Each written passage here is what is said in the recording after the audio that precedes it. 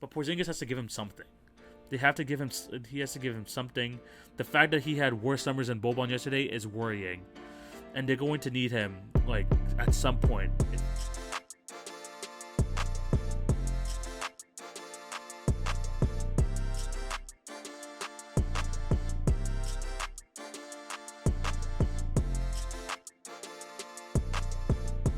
Hello and welcome to the Friday, June 4th edition of the TV on Basketball podcast with your host, TV.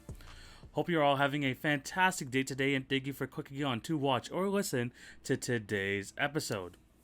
Before we start, I do have to plug my other platforms. Remember to follow at TV on Basketball on Twitter, Facebook, and Instagram for updates on the podcast and for other great content. If you're on YouTube, remember to like, share, and subscribe. That would be highly appreciated. And also, hit the notification bell so you won't miss an episode. And for all my podcast listeners, remember to subscribe or leave a review, and leave a review if you're on Apple. And just show your support in any way possible if you're listening on Spotify, Anchor, or Podbean. Drop a follow, download the podcast. That would really help me out. Thank you guys so much for all your support. I have an action-packed lined up show for you today. Obviously, we're going to go through the games that happened throughout the week. But we have three playoff series that are determined for round two. And we're going to preview them in this game. Going to be a long episode, going to be an action-packed episode. Hope you guys enjoy it again. Thank you guys for all the support. About over 10 listens per episode during the playoffs so far. Thank you guys so much for all your support. Getting some more views on the YouTube. I really do appreciate you all. But yeah, since we got out the way, let's get right into it because there is going to be a lot to talk about. And I am going to be starting with the game that everyone is talking about yesterday. The Los Angeles Lakers go down in round one to the Phoenix Suns. And we're going to talk about both games. Let's start off in game 5. The Suns dominate the Lakers 115-85. This game was over in a hurry. In the second quarter, the Suns outscored them 32-10. And the Lakers couldn't bounce back, especially without Anthony Davis in the lineup. Devin Booker, 30 points. Didn't take much to do so. Cameron Payne, 16 points. It was a good game from them, and from the Lakers side of things, LeBron hit 5 threes in the third quarter, but that was basically all she wrote. Just not a good game from the Lakers at all. They just had no juice in that game, and yeah, it just was over early. The body language was very worrying. I mean, LeBron was just not aggressive, not coming back on defense, and then with 5 minutes left in regulation, he left. So I don't know. It felt like it just didn't have a good feel, and the Lakers just felt like all that energy that they had in game 2 and 3. Where they were actually playing really well. Anthony Davis was playing at his highest form. Just all went to a screeching halt after he got injured, which is highly, highly unfortunate. We fast forward to Game 6, last night's game, and it was honestly more of the same. A 20-point first half lead, basically at halftime for the Phoenix Suns. And Devin Booker was even better than he was in Game 5. 47 points, 11 rebounds, 3 assists in this one.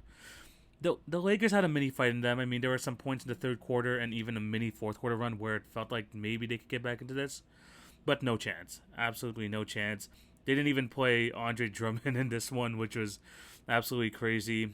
It was just a rough game all around. LeBron had 29, 9, and 7. That didn't matter. That didn't make much of a difference. And yeah, people like Kuzma. Oh my gosh, Kyle Kuzma. He was just making dumb decision after dumb decision. Schroeder had a bounce back game, especially because he had 0 points in Game 5. But again, the whole kind of thing about the Lakers ever since AD goes down is that they just lost all energy that they had. They couldn't do well on the offensive end, on the defensive end. And we're facing up against a Suns team who are no scrub of a team. I know people had them as an underdog even though it's a first round series. They are very good. They are very, very good. Even Jay Crowder got ejected in this one, which is pretty crazy. But Devin Booker was insane. DeAndre Ayton didn't have his best game, even though he was very good all series long. But the Suns, man, they brought that energy. They took advantage of what was in front of them, and they played extremely well. Chris Paul, obviously, he re-injured his arm in Game 5, or his shoulder. He was playing today, last night, but he was still not at his best.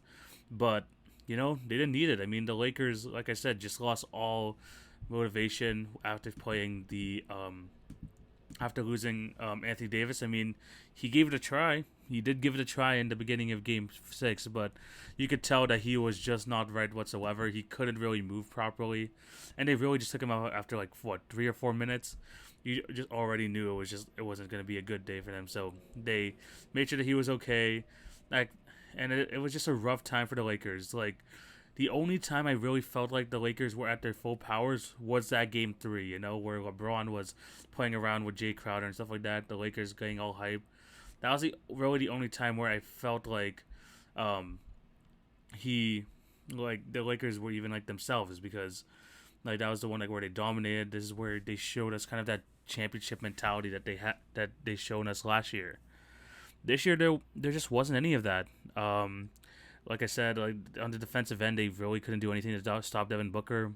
They didn't even make the right adjustments to kind of take the ball out of his hands, and it was kind of like a waving flag. I mean, this was a rough season for them all around. Obviously, the LeBron injury, the Anthony Davis injuries once again, the fact, the whole COVID protocols and stuff like that. It's been a rough year for a lot of people, but the Lakers, especially having probably the shortest offseason in sports, it hurt them. It definitely hurt them, but there's still no excuse, obviously. There are reasons why this happened, but it also could have, if they were really a championship team, or if they still had that mentality, they maybe could have pushed through. But the Suns, man, I mean, there's a reason why the Suns were the number 2 seed in the West. They played great all season long. Devin Booker was fantastic. Chris Paul, prior to the injury, obviously people had him in All-Star and MVP conversations. And then in this series, people like DeAndre Ayton stepped up.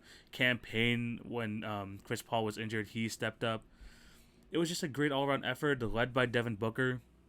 And now they're moving on to the next round. After not even making the playoffs since 2009, they get past the defending champion Lakers. And you just got to applaud them for that. They played extremely well in the series. You could talk about the Lakers not giving you enough energy or not, but someone has to take advantage of it. And the Suns took full advantage of it. They played extremely well. I'm very happy to see them in the next round. They're just going to be a fun team. And if, the Mavs pull it out tonight, who knows who's coming out the West at this point. It's just been a crazy, crazy playoff so far. And once again, congratulations to the Suns. There's a cool moment after the game where LeBron signed a D-Book's jersey and, wrote a cool message for him, like his own jersey, and signed it and then, gave it to D-Book. That was really cool. LeBron not shaking the other team's hands. Yeah, that was a bit sus and all that, but yeah, it was just frustration. The Lakers just did not have a good season, a bad year in general for this Laker team. Will they bounce back next year? I don't know, because there's still hopefully LeBron can rehab his ankle. Maybe he can get back to full form. But then again, he's gonna be 37 midway through next season. So I don't know. That has to be maybe a whole new conversation topic for another day. But yeah, can LeBron bounce back next year? I'm not sure. Anthony Davis injury. Hopefully they do some sort of surgery, because, oh man, he's going to need it to get healthy for next year. And yeah, there's still a lot of question marks for this Lakers team. What's going to happen next year? We'll have to wait and see. And the Suns, I'm just excited to see them going to the next round. But like I did for the other series, I think it was the not the Brooklyn Nets, it was the 76ers series. No, it wasn't even the 76ers. It was the Bucks series last episode. I'm going to be giving out my series awards for each of these for this series. Oh yeah, we're going to start off with MVP. Devin Booker, plain and simple. Almost 30 points a game, 6 rebounds, 5 assists, 48% from the field, 43% from 3, 94 at the line. Exemplary. This guy was absolutely amazing. And he proved that he could be a number 1 guy on a very good team. He is showing that so far. I talked about before the playoffs that he is a potential breakout playoff performer. And he is showing that right now. He has been absolutely fantastic. He is my MVP for the series. The next award I'm going to give out is the best bench player. And I think this really has to go to one guy, the guy who actually had to step up in the absence of Chris Paul. You got to show love to Mr. Cameron Payne. He was absolutely fantastic in this one. He played like a lot of minutes, like I said, because of the Chris Paul injury, and he stepped up to the challenge and he played very, very well. In this series, he averaged 13 points a game. The percentages were pretty bad. I'm not gonna lie, but man, this guy definitely played very well, and They needed every single one of it. He definitely needed every single one of his minutes. And, just congratulations to him for actually just like stepping up to the plate and taking on that role, hitting threes, playing good defense, setting up other guys, playing well on the defensive end too. He had 7 steals and 6 blocks in the series, so he was doing it on both ends. And Cameron Payne is going to be that guy for me, for this, for almost 13 points a game. This guy was great. Next award I'm going to give is the most disappointing player. You could give it to quite a number of people here. Some people are going to say LeBron. I'm not going to say that. Some people are going to give it to AD. I'm not going to say that either. I'm going to give it to someone. I'm going to give it to Dennis Schroeder. Yes, I'm going to give it to Dennis Schroeder. 14 points a game. Good from the free throw line. He had that game where he scored 0 points, which obviously really did hinder that team. 30% from the three-point line, 40% from the field. For someone who turned down an $80-something million contract extension, it's looking rough. It's looking real rough for Dennis Schroeder over there. He has definitely been the most disappointing player of the series. And then I'm going to go to my favorite moment. My favorite moment of the series was definitely Game 6, the first half. Devin Booker just going off, hitting, I think it was 6 or 7 threes, 30 points. This guy was on a mission, and he did not want to take this to a Game 7, and he pulled through. Good for him. And I think he's going to, against the team I'm going to be discussing next, I think it's going to be really fun. Him versus a potential MVP. That's going to be a damn good matchup. Speaking of the potential MVP, we're going to be going on to the next series. And man, there's a lot to talk about here. The Denver Nuggets pull out this series against the Portland Trailblazers to move on to round 2. Obviously, Game 5 is the one that everyone's going to be talking about. The Nuggets winning 147 to 140 in double overtime. This was the game of the playoffs 100%. Nikola Jokic, phenomenal in this game, 38, 11, and 9. But the whole story there was Damian Lillard. Damian Lillard was absolutely insane in overtime and at the end of the regulation. But he finished with 55, 6, and 10. 12 3-pointers, which is an NBA playoff record. I think 55 is a franchise record for points in the playoff series, in the playoff game as well. He was just spectacular. Not like that's all you have to say. Like, he just went bonkers. But the thing is that they lost. They lost. And because it was Damian Lillard all by himself, scoring the final 20 of the Suns' last 22 points. And no one else could help. I mean, Norman Powell was missing threes and layups. CJ McCollum with that horrible out of bounds possession at the end of the second overtime. Yusuf Nurkic fouling out. Covington missing 2 dunks. I mean, no one helped. I mean, the only other 2 points was Enes Kanter on a putback. And that's about it. I mean, that was just rough for the Blazers, especially for Damian Lillard, who left everything out on the floor, but couldn't pull out the W. Which is completely different to what happened on the Denver side of things, where not only did Jokic have 38 points, 26 from Michael Porter Jr., 28 from Monty Morris, 14 from Aaron Gordon, 18 from Austin Rivers. Just a great all-around performance from the Nuggets. And I can't say that for the Blazers. I mean, they let Dame down while Nikola Jokic was setting up his guys, and they didn't let him down. They were hitting shots. They made it so even though Dame was going insane, their all-around team effort was enough to push them through in Game 5. I wish I could go more into it, but that was basically the gist of it. Lillard just needed some help, and probably one of his best games of his playoff career. They still couldn't pull out the win. There's a lot of questions with this Blazers team, and especially what happened in Game 6, where the Nuggets win 126 to 115. Again, the Blazers just had full control of this game, honestly, for like 3 quarters. It felt like the Nuggets couldn't catch up offensively, and the Blazers were hitting everything. But come the fourth quarter, they just made some key errors. And this is not even just limited to the supporting cast. Damian Lillard did help out with this, did contribute to it. He had 5 turnovers, and I think the Blazers as a whole in that fourth quarter had like 7 or 8, and that really did cost them the game. And sure, there were foul calls, yes, but should some of them have been calls, of course, but they put themselves in a bad situation. And when Jokic was playing as good as he did in the second half, finishing the game with another 36, 8 and 6, like he is playing like at an MVP level. And when you're not handling that, and you're not playing well on the offensive end, you're likely to lose. And that's what happened in Game 6. Michael Porter Jr. again was fantastic. All of his points coming in the first half, though. 26 again, 22 from Monty Morris, another 13 from Aaron Gordon. Austin Rivers only took 6 shots but played 40 minutes, but you knew that he was playing on the defensive end. And yeah, the supporting cast is better here, but at the end of the day, when Lillard is not playing at an all-time great level like he didn't in Game 6, it was going to be tough for them to win, and they are now eliminated. Just a lot to unpack in this series. The Blazers Nuggets, one of the most entertaining series of the first round. What's crazy, especially on the Denver Nuggets side, is how good Nikola Jokic is.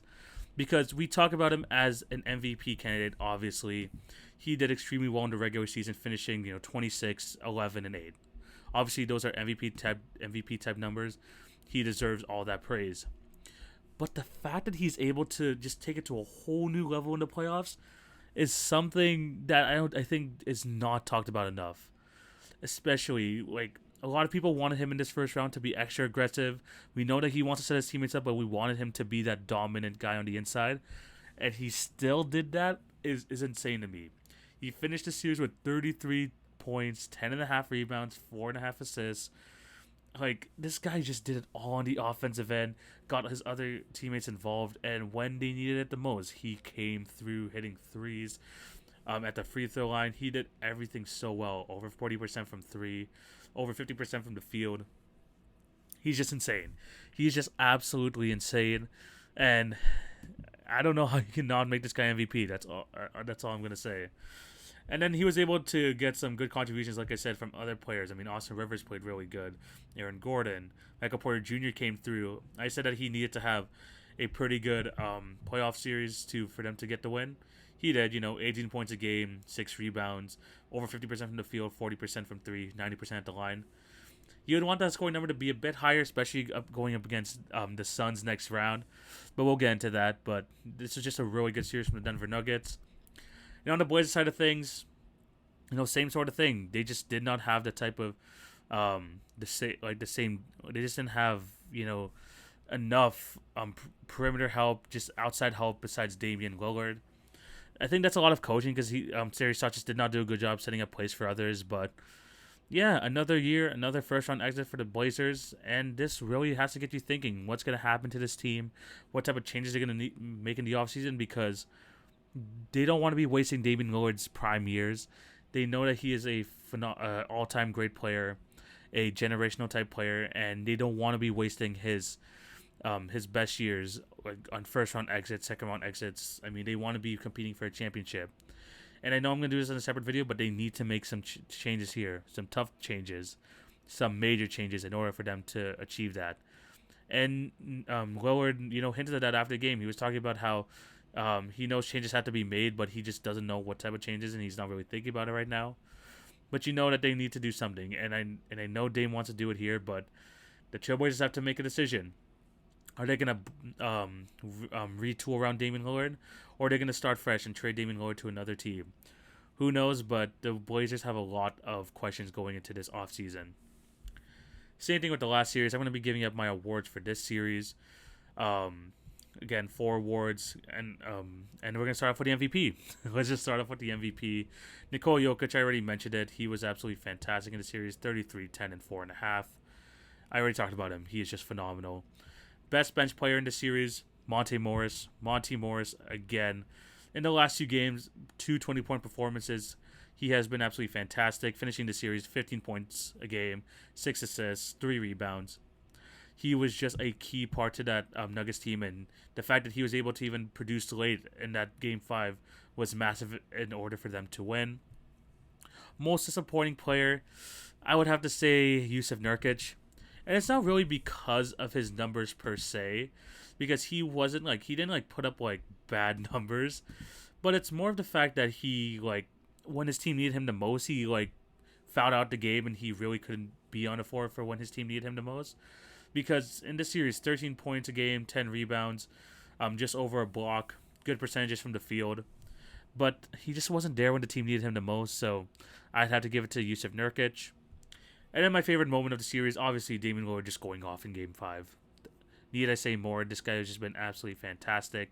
And, like I said, he's going to need a whole retooling of that team. I want to see this guy succeed. I think a lot of the NBA universe wants to see this guy succeed.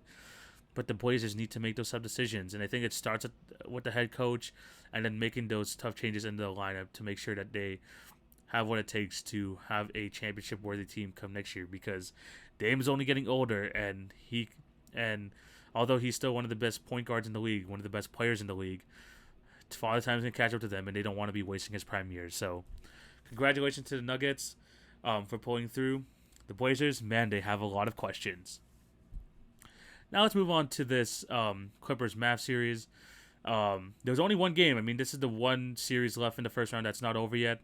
But the Dallas Mavericks came up with a win, 105-100 in Game 5 to take the 3-2 series lead. Luka was fantastic in this game, 42 points, 14 assists, despite a slow fourth quarter. And the story of this game was just the Clippers had a lot of chances late in this game, but they just couldn't convert. Whether it was missed shots, turnovers. Again, same with the Blazers. Were there fouls on some of them? Maybe, but put themselves in a bad situation. Missed shots, and yeah, they just couldn't pull it through late, especially because the Dallas Mavericks had almost a 15-point lead going into the fourth quarter, and the Clippers made a run. They made it close. They even took it to a 1-point game, but they just couldn't convert, especially on that play when they were down by 1. Terrence Mann had the baseline. He could have hit the layup. He had a wide-open layup, but decided to pass it to Nick Batum, who somehow missed his layup. And then Kawhi Leonard at the end of the game got a horrible shot at the end in the corner. He completely airballed it, got yelled at by Rondo. And the Mavs take Game 5. They take Game 5 in what has been an extremely, extremely interesting series. But although, Luka did not do well in the fourth quarter, I do got to shout out Dorian Finney-Smith, who finished the game with 5 steals and played a key role defensively in order for the Mavs to get out this win. And the biggest difference between Game 4 and Game 5 was the Mavs made a big change. And by a big change, I do mean a big change, because they removed Maxi Kleber from the starting lineup and replaced him with Boban Marjanovic. Boban playing 20 minutes in a very pivotal Game 5 game? Yes. And he played a big role. 9.7 rebounds, 3 for 6 shooting. He definitely did throw off the Los Angeles Clippers, and with the length of him and Porzingis, it just really threw off their game. I mean, maybe it's easy, just try to get Boban and pick and roll every time, but the Clippers just did not have the same poise, did not have that chemistry in order to pull out this win and just take advantage of those little advantages that they had. And like I said, Luka was just amazing once again.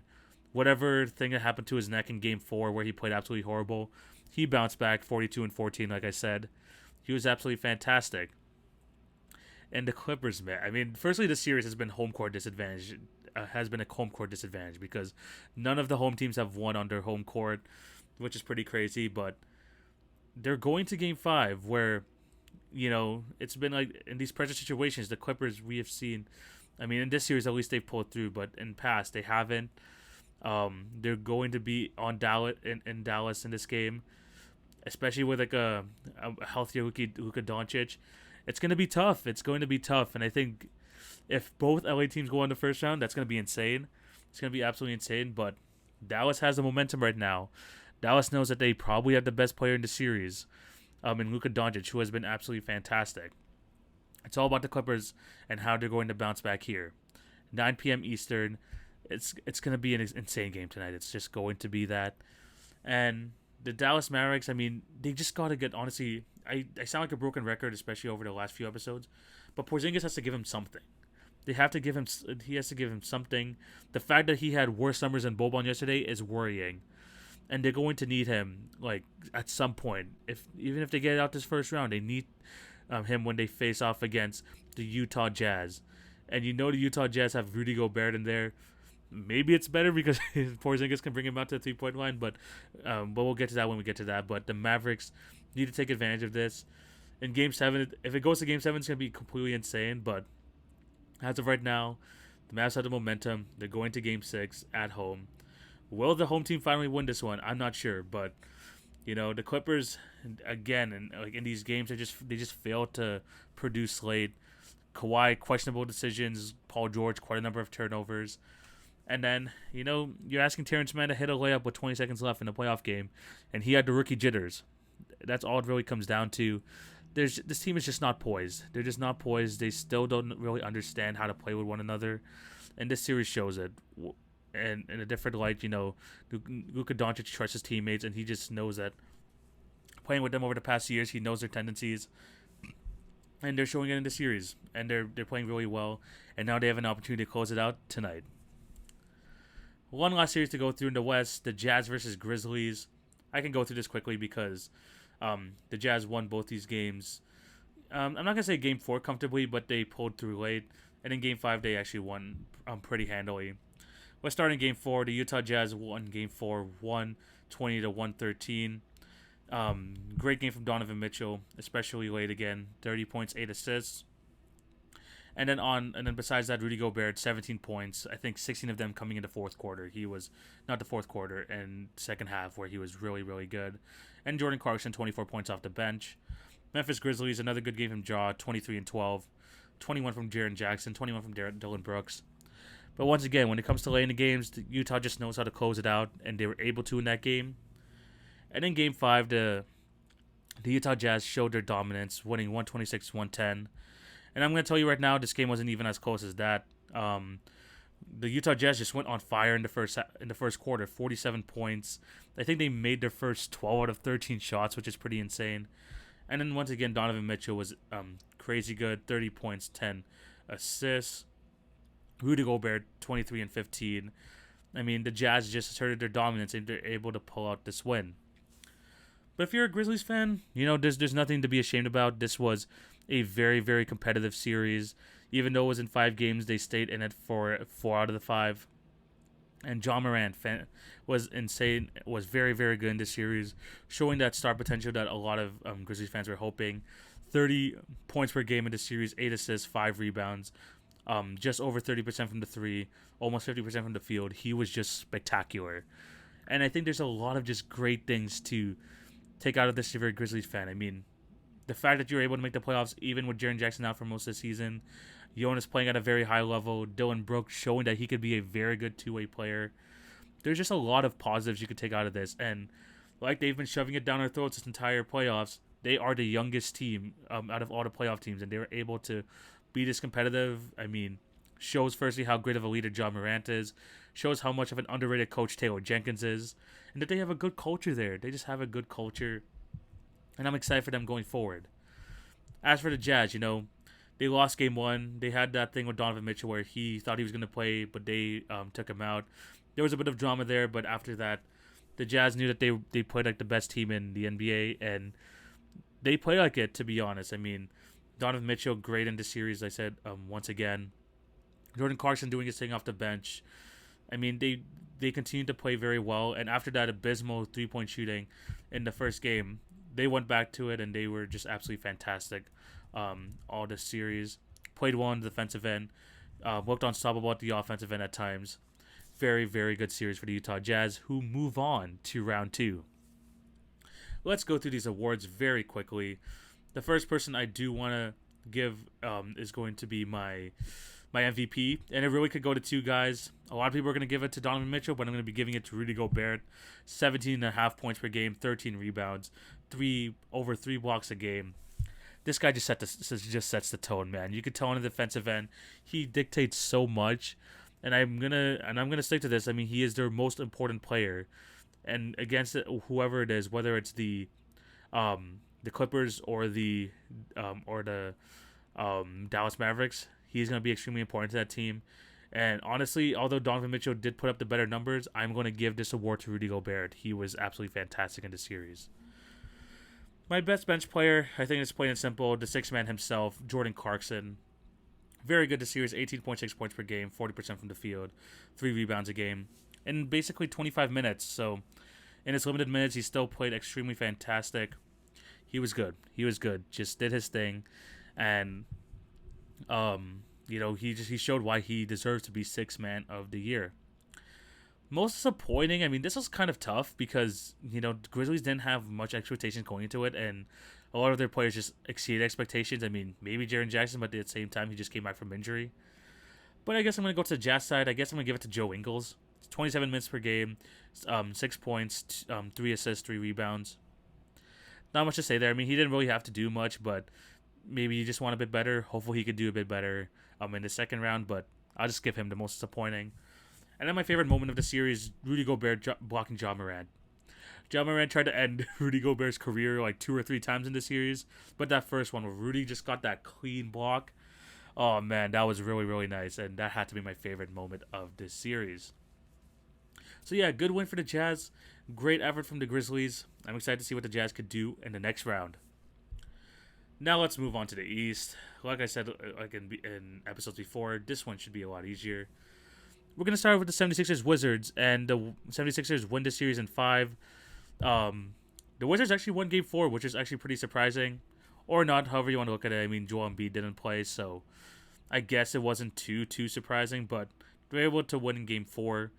My biggest takeaway from this game is that Russell Westbrook had probably the most Russell Westbrook stat line ever. 19 points, 21 rebounds, 14 assists. I mean, that's insane. But 3 for 19 shooting, I mean, that's Russ, man. I mean, that's all you gotta say. It's freaking Russell Westbrook. And, he's probably one of the only players in the league who can go 3 for 19 and still have a massive impact on this game. And it's a big reason why they won. So, good for them. And what they did well and why they were able to pull out this game late was they used the hack of Simmons. That's what they did. At the end of the game, the 76ers were coming back, so they halted all momentum by just fouling Ben Simmons and forcing him to the free throw line, where he was basically hitting 50%. So if you get 1 point per possession, that's not going to be good. And the Wizards took advantage, and they were able to pull out that win. And they were able to prolong the series at least a bit longer. But yeah, Joel Embiid left that game in the first quarter with a minor torn meniscus, which I've never seen before. I didn't know a torn meniscus could be minor, but apparently that's the case. He's day-to-day. But he did miss out in Game 5. If I'm the 76ers, I'd be a bit worried because this was the injury that he had in his rookie season. I mean, it's rough. It's rough. And I'm going to go into that in the preview of their next series, but yeah, tough blow for the 76ers, and hopefully he's okay for Game 1. But yeah, the 76ers were able to pull out the win in Game 5. They pulled away late, but they were able to win 129-112. They knew that they didn't want to get into a hack of Simmons situation, so what did they do? They just closed this game out early. 28 for Tobias Harris. Another good game from a big game from Seth Curry, who scored 30 points in this one. And then Ben Simmons, who played center in this game, 19, 10, and 11. He just played absolutely fantastic. And, the Wizards got some good contributions from Westbrook, Bradley Beal, Hachimura over 20, but then no one else over 10. So, yeah, the Philadelphia 76ers get this win, and they pull out the series to move on to round 2. I mean, as a series as a whole, I mean, it just didn't feel like the playoffs. Joel Embiid played really, really good in those first 3 games. Looked like an MVP. Sadly, he went down in Game 4. Game 5, he didn't play. It kind of looked rough seeing him in warm-ups as well, but hopefully he has enough time to recover, and he'll be able to play in round 2, at least in the start of round 2. But for the Wizards, their championship was just getting to the playoffs. After such a rough start to the season, the fact they were able to make it in, kudos to them. They were able to go on that late run in the second half of the season. Russell Westbrook breaking the record. They had a respectable season, and at least it was very good in the second half. They got 1 win over the 76ers. That's about it. I don't know what type of changes they're going to make this offseason. Are they even going to go through next year with this Westbrook-Beal backcourt? Who knows? But, it was a fun watch at that second half of the season. It was definitely a fun watch. And, they gave it their all in that first round series, but they just weren't, they're just outmatched. They were outmatched. Whether they didn't beat or not, they were just outmatched in the series. And, the 76ers showed why they were the best team in the East. Let's move on to the awards of this series. For my MVP, I'm going to give it to Tobias Harris. I would give it to Joel Embiid, but he missed basically 2 games of the series, so I'm going to give it to Tobias. 25 points per game, 3 assists, 10 rebounds. He did it all. He did it all on the offensive end, and he looked like an all-star player, which they're going to need if they face whoever they face in the second round, which we will get into later. That's going to be it's going to be a very, very interesting series, but Tobias Harris needs to continue to play at this very high level, especially with Joel Embiid probably not going to be at 100%. Tobias Harris needs to step up his game, and he did so in this series, so good for him. The best bench player, I mean, there wasn't really much of like a need for kind of that type of bench type player. I had to look through each of these players, but I guess I'll give it to George Hill. 8 points a game, 2 assists, 60% from the field, 60% from three. When he was in, he did his job, basically, and that's why they brought in George Hill. I mean, it's no Kyle Lowry who they wanted at the trade deadline, but George Hill's solid. He's been here before. He's a good player, and he just did his job in this first round series. So best bench player, George Hill. Most disappointing, Davis Bertans. I'm going to give that to. Yes, he injured his calf in Game 5, in Game 4. But, for someone who's getting paid that amount of money, who's getting 27 minutes a game, and only 9 points a game, 40% from the field, 35% from 3, that doesn't cut it. That just doesn't cut it for someone who is supposed to be one of the best shooters in basketball. Yes, he can get hot, but at the same time, you just wish he would do better. Yeah, Davis Bertans is probably my most disappointed player in the series. Then you have my favorite moment of the series, and I'm going to be completely honest, I barely watched this, but if I had to pick one moment, it was basically just Dwight Howard just staring at that fan being tackled by the security guard. I don't know, he just had that look of shame. I was like, come on, man. Come on, man. It's a great picture. It's just a great picture, but yeah, the fact that that's my favorite moment of the series, I mean, that fan's an idiot. That fan is definitely an idiot, but the fact that Dwight Howard just gave him that shameful look was pretty funny, so I guess that would be my favorite moment of the series. Let's move on to the next East series. We have the Brooklyn Nets taking on the Celtics. I talked about in the last episode how the Celtics were able to get that Game 4 win. Well, Katie after that game said, look, we don't want to go back to Boston. They didn't. They took care of business against the Celtics in Game 5, winning 123-109. James Harden, phenomenal, 30-point triple-double. Tatum tried again in this game, 32 points, but the Nets are just too good. Combined for 83 points in this one. That's just too much to handle for the Celtics, and the Nets are able to move to the next round. A lot of the talk in this series is how are they going to play? How are they going to play together? This big three. They only played 8 regular season games together. Is this going to translate to the playoffs? I mean, it's against the Celtics, but yeah, basically, all these guys had fantastic series. Durant, fantastic. Kyrie Irving had that massive game. I believe it was Game 3 or Game 4. Yeah, it was Game 4. James Harden, exemplary all series long. And then you had the moments from Joe Harris, Bryce Brown. Blake Griffin had some good moments. Landry Shamet, Nick Claxton. This is a deep team. And they are going to be probably the most dangerous team in this playoffs going forward. And they have a damn good matchup in that first round. And once we get there, we're going to be talking about it. But yeah, there's not much to say of this series. I mean, the Celtics, had a pretty rough year. Obviously, even with Jaylen Brown, it's probably going to be a tough series. But with the amount of things that happened this week, I mean, I'm going to get into this really quickly, but Danny Ainge stepped down as president of basketball operations. Brad Stevens took on that role, and now they're going to be in search of a new head coach. So there is a lot of things to unpack here. There's going to be a lot of changes going to the Celtics team. Hopefully now that there's that Brad Stevens is in charge, hopefully they make some moves to try and help better this team. Because, Jason Tatum is great. He's a top 15 player. I think at his best, Jaylen Brown's a top 20 player as well. But they just need better pieces around him. Kemba Walker, I think it's time for him to go. I mean, on that big of a contract, it's rough that the production he's giving you. And you just need to, improve the front court, improve the bench play. I think Brad Stevens kind of knows, looking at his team, what they need. And obviously, of course, you need a coach, but he knows what he needs in terms of, bench production and big man production, so he's going to definitely look into that when making moves in the offseason. But yeah, that was just news that kind of, threw me off guard. I didn't even think that this type of thing was going to happen, but it happened, and Danny Ainge is the new president of basketball operations, which is pretty crazy. And as for the Nets, plain simple, we thought they were going to take care of business in this series. They did. They did give up a 50-point game to Tatum, and their guys did not play well in that game. But for 4 out of the 5 games, they were on the same page. They played well. They got the series win. Now let's go on to my series awards. MVP, pick one of the big 3. I picked James Harden, 27 points a game, 11 assists, 7 rebounds, 50, 40, 90. Enough said. He is just absolutely phenomenal. And I think if they're going to make it to the finals and win, I think he will be finals MVP. Hot take. Actually, no, maybe not even hot take. Yeah, this is probably not a hot take. But yeah, James Harden, phenomenal in this series. He is my MVP. Bench player in the series, I'm gonna have to give it to Bryce Brown. Sorry, Bruce. I said Bryce Brown. I mean Bruce Brown. 6 points a game, 6 rebounds, 50% from the field.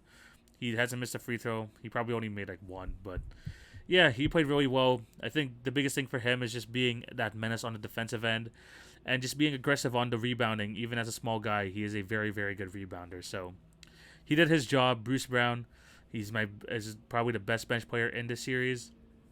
Most disappointing.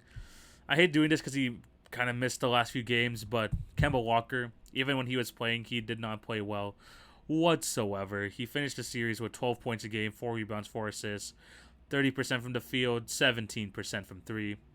A rough series for Kemba Walker. And then my favorite moment of the series was probably the Tatum 50 piece. I said if the Celtics were going to win one game, Jason Tatum was going to have to go off, and he went off for his second 50-point game in this postseason. So, favorite moment of the series goes to Jason Tatum. They put up at least a minimal fight. They got a win, so congratulations to the Celtics. They're going to have to do a lot of moves in the offseason.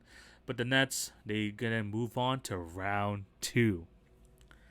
Lastly, we're going to be talking about the Knicks-Hawks series.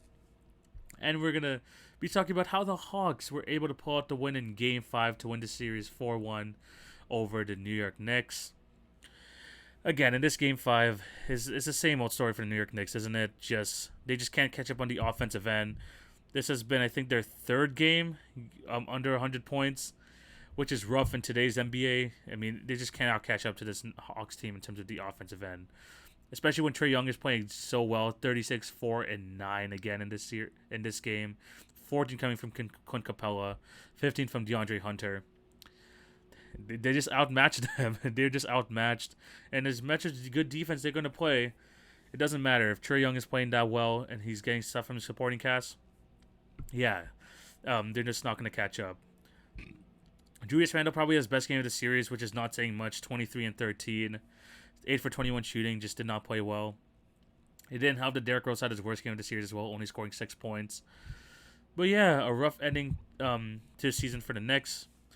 But I'm going to say this is a successful one for them because they were basically in NBA purgatory. Everyone was clowning them before the season. I don't think many people even had them in the playoffs or even in the play-in picture.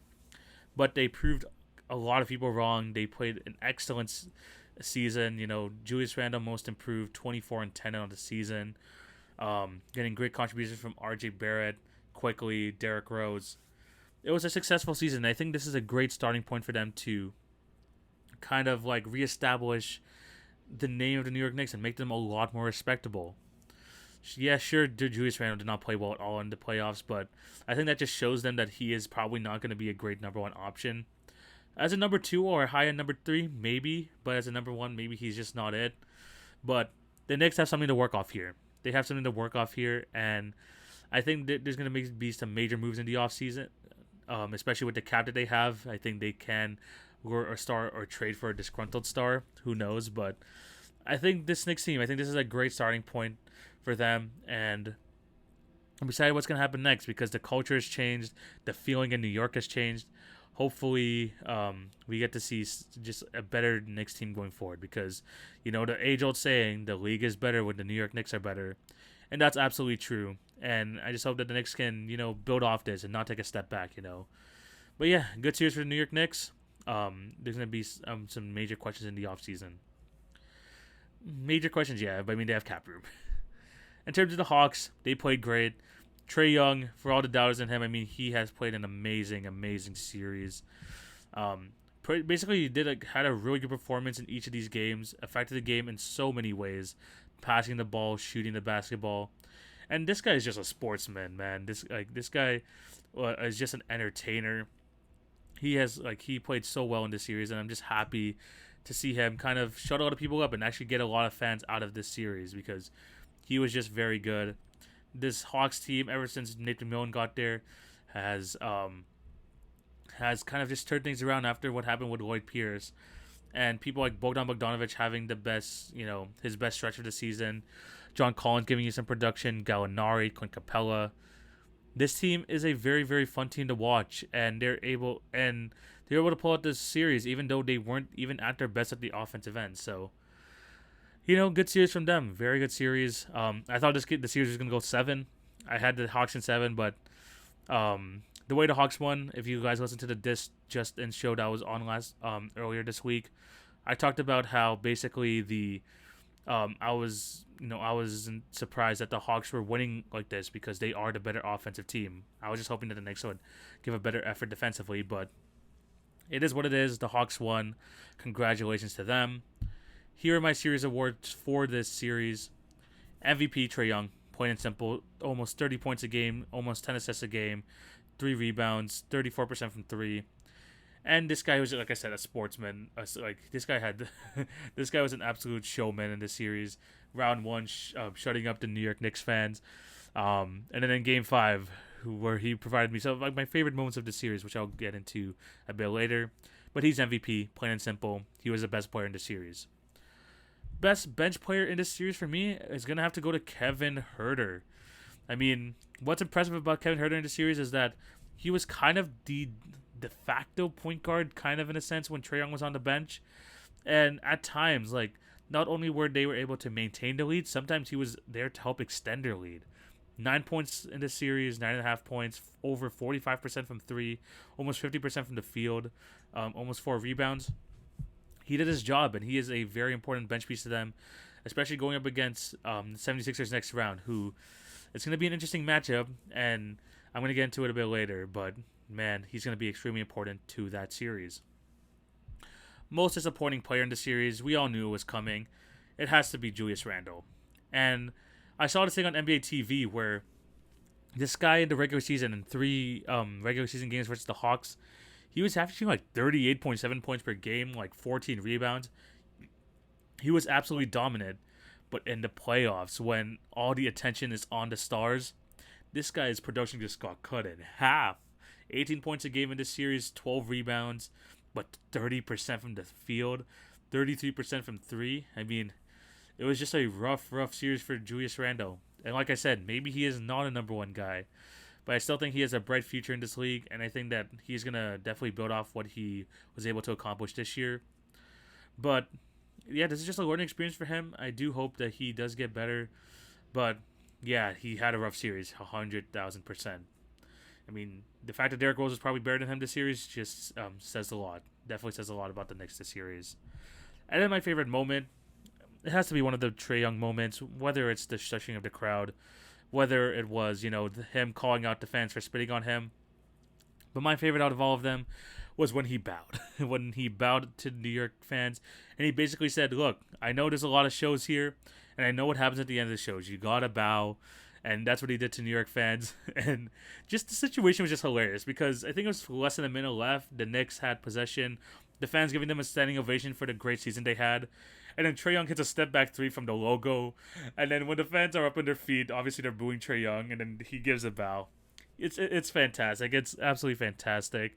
Trae Young was just fantastic in the series. And man, it was just entertaining. It was entertaining for sure on his end. So yeah, the Knicks, even though they lost, I think it was a good season for them. And the Hawks continue to roll as they go up against the Philadelphia 76ers in the next round. I'm going to try to keep this under an hour, but I'm going to do a quick preview of each of these next series that's going to be happening. 3 series are now determined for the NBA playoffs, and I'm going to be giving my predictions. Since we just talked about the Hawks, let's just continue off of that, because in the second round matchup, they're going to be going up against the first seeded Philadelphia 76ers. And the question of the series is whether Joel Embiid is going to be healthy and when is he going to be ready to play. Because like I said, a minor torn meniscus just doesn't sit right with me. It just doesn't sound right. And although the 76ers did play well in that Game 5, Embiid is their MVP. He is their best player. And when you have Trae Young playing the way he's playing, you're going to need the stars to step up. And we're just not sure about that just yet. Because if Embiid is not at 100% or at some games he's not going to be playing, this series is going to be a lot closer than a lot of people think.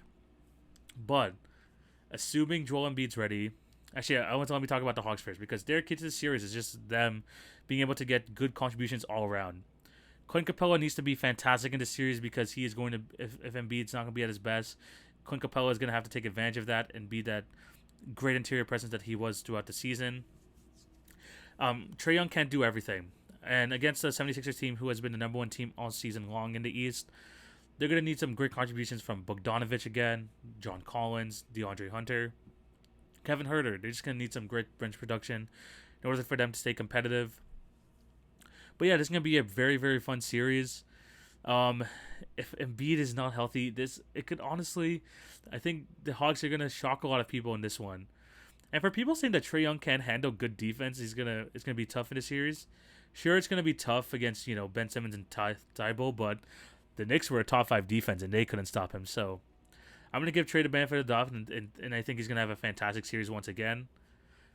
If Embiid's ready game 1 and I'm gonna assume he's at like 70-80%. I have the 76ers winning the series, and I'm gonna have them winning in 6. I have them winning in 6. My official prediction is that the 76ers are going to win the series in 6. Let's see if they're going to be able to do that, because if he's not like on the floor, Trae Young for me is probably going to be the best player on the court. And the 76ers are going to need great production again from Tobias Harris, high-end production, Ben Simmons, Seth Curry. He needs to have like another good series. But if Embiid's on the court, I think that the 76ers should still win this comfortably. But I think the Hawks are going to take 2 games against them. So for this series prediction, I have the 76ers in 6. Next series I want to talk about is the other Eastern Conference semifinal matchup. The number 2 Brooklyn Nets taking on the number 3 Milwaukee Bucks. And to be honest, with the way things are going, this could possibly be the best series in the playoffs. The one-on-one matchup between Kevin Durant and Giannis Antetokounmpo. The potential defensive matchups, Chris Middleton on either Kyrie or James Harden. Drew Holiday on either Kyrie or James Harden.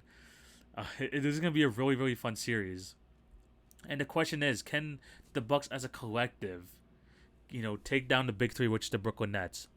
Because the Nets are going up against a very, very good Milwaukee Bucks defense who can produce on the offensive end as well, with Drew Holiday, Middleton, Giannis, Brook Lopez, who is an underrated defender. I think this is going to be a very, very good series. And also, can the Brooklyn Nets get some great, production out of other people in their lineup? Can Nick Claxton play like 5 to 7 minutes on Giannis and defend him? Are they going to have to dust off DeAndre Jordan? Will Blake Griffin even be a factor in this series? Who knows? But this is going to be a really, really entertaining series. Some of the best players in the NBA on the court at the same time. I expect the series to go long. I definitely expect the series to go long, especially with how dominant these 2 teams have looked in the first round. The Bucks answered all the questions that we had in the first round as well. I mean, is Drew Holiday that much of an upgrade? Is Giannis going to get over his playoff woes? I mean, they got rid of the demons in the Miami Heat. Drew Holiday has been fantastic. Chris Middleton has been fantastic as well in the first round. Great production all around. But the one thing I do want to mention out here is Dante DiVincenzo is out for the series and for the season. And I think I mentioned on the last episode, but having him as another defensive body, although he hasn't been great on the offensive end, having him as a body to throw at either James Harden or Kyrie was going to be key for them, and now he's not there. So will that be the difference maker? Who knows? But I still think it's going to be a long series. If I had to go for an official prediction, I'm going to go with the Nets in 7. I will go with the Nets in 7. I think this is going to be the toughest matchup they have all playoffs long, especially if they make it to the next round and they're facing a hobbled Embiid. It's going to be tough, but I do think the Nets are going to pull out this series. Would I be surprised if the Bucks did? A little bit, just because it's the Brooklyn Nets. But at the end of the day, I think the Bucks do have a chance to pull this off too. But if I had to bet on it, I got to go with the Brooklyn Nets. I think it's going to go 7 games. I think we're going to have some absolute bangers of games in this series. It's just going to be a really, really intense, and it's even going to be kind of like tough on the inside as well. Can the Bucks be able to stop that big 3? And will they be able to just catch up with them offensively? Who knows? Because they've been great all in the first round, all series for the Brooklyn Nets. And the Bucks, getting contributions everywhere. Will Bryn Forbes have another great series? Who knows? But I think this is going to be a very, very exciting series. And I think it could very well be the case that the winner of this series goes on to the NBA Finals. So definitely look out for that. Final series I do want to preview though is the one that's already set in the Western Conference. The Denver Nuggets taking on the Phoenix Suns, the 2-3 matchup. This is really interesting because if I told you before the season that this is going to be a second round matchup, I think a lot of people would be surprised. Oh, 100% they would be surprised. They would be shocked. And then they would be even shocked even more when I would tell them that Jamal Murray has been injured for the last like month and a bit. So yeah, this is going to be a very, very interesting series. Obviously, no Jamal Murray for the Denver Nuggets. Chris Paul is still looking iffy, but both these teams played great in the first round. The MVP Nikola Jokic going up against one of the hottest, the guy who's absolutely on fire in the playoffs, and Devin Booker. It's going to be very interesting to see, one, is how effective DeAndre Ayton is going to be in the series, because he did have to go against a hobbled AD, but going up against Jokic is just a completely different monster, especially with the way he's been playing. Will the Nuggets, supporting cast step up as well? Michael Porter Jr., he's going to have to even do better than he did in the first round for them to impose their will on the series. Will Austin Rivers continue to produce? Can Monty Morris become the best bench player in the series? That's something to look out for. And as for the Phoenix Suns, DeAndre Ayton, he's going to have to continue his growth on the offensive end, especially with Chris Paul down. Can Devin Booker continue his hot run? I think so. I think he's probably going to play just as good in this second round. And then will the other supporting cast, come through? Will Jay Crowder continue to hit his shots? And how effective will Chris Paul be? Because he is still kind of hobbled, but I do think that his expertise, his leadership, is going to make a big difference in the series. But in terms of the series, if I had to make a prediction, it's tough because it could go either way. It really could go either way. But I'm going to go with the Denver Nuggets. And here's why. Nikola Jokic, what he does and why I think he should be in conversations for top 5 player in the NBA is kind of how impressive he is and just taking apart a defense at that position. You could just pick them off no matter how good the defense is. And I think that he's going to have another great series. They're going to force him to be a scorer. I think he's showing this playoff that he doesn't mind doing that. And with DeAndre Ayton, I think in this series, obviously Anthony Davis is injured in the last series. But in this series, I think a healthy Nikola Jokic is going to kind of nullify a lot of what DeAndre Ayton is going to be doing here. He's going to take him out to the perimeter. That means no inside presence for the Phoenix Suns. And then I expect people like Monty Morris to continuously attack the rim. Austin Rivers, Michael Porter Jr. I can even see a couple of good Paul Millsap games in here for the Denver Nuggets. Would I be surprised if the Suns won? No, not at all. I would not be surprised one bit. But I do think that them having Chris Paul kind of hobbled, and the longer these series go on, I think it's going to be kind of on the worst end for the Phoenix Suns. So, Devin Booker's going to play great. I do think he's going to play great. I do think that he's going to get some good productions from people around him. Obviously, it's going to be a big question whether they can get the same production from DeAndre Ayton and stuff. But Mikal Bridges, he's going to need to step up. Jay Crowder again. Can the supporting cast of the Phoenix Suns match up to one of the Denver Nuggets? I think that's a big matchup to look out for. But I think the Denver pulls this out. I think that they have the best player in the series. Give me Denver in 7. But yeah, that is those are my predictions. Let me know down below what you guys think. I told you this is going to be a long episode, man. I told you it's going to be a long episode. But it was really fun. There's a lot to get into. Just let me know what you guys think of each of these series, of my predictions. Just let me know down below. But yeah, I think this is where we're going to end today's episode. Thank you guys for watching and listening. Remember to show some love on all the podcast channels. Like, share, and subscribe if you're on YouTube, and also hit the notification bell. Remember to follow TV on Basketball on Twitter, Facebook, and Instagram for some awesome content. And I know I haven't had a guest in a while, but I should be having one next week. A regular on the show, Critical Condition, I believe should be coming on Friday, so be on the lookout for that. But yeah, thank you guys for all the support. Like I said, more people have been starting to listen now that's the playoffs, so thank you for all of that. And yeah, a lot more playoff content. Hopefully I get to post some more stuff on TikTok as well. I'm planning to do that, so be on the lookout for that. Hope you have a fantastic day. TV signing out. Take it easy, guys. Peace.